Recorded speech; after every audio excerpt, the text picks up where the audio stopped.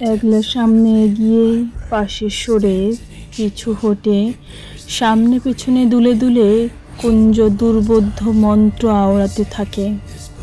মার সাথে আগুন করে তাতে সে একটি দুটি শুকনো পাতা আর শিকড় পুড়তে দেয়। চামড়া পোড়ার মতো একটা উৎকট গন্ধে চারিদিক ভরে যায়।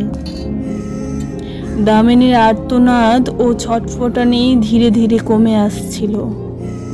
এক সময় খুঁটিতে পিঠ ঠেকিয়ে কাঠ হয়ে দাঁড়িয়ে সে বোজ বোজ চোখে কুঞ্জের দিকে তাকিয়ে নিষ্পন্দ হয়ে রইল। তখন একটা কাঁচা হলুদ পুড়িয়ে কুঞ্জ তার নাকের কাছে ধরল।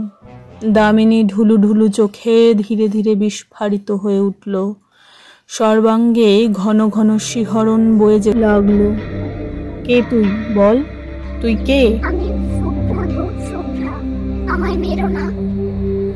চাটুর্যে বাড়ির শুভ্রা যে খুন হয়েছে?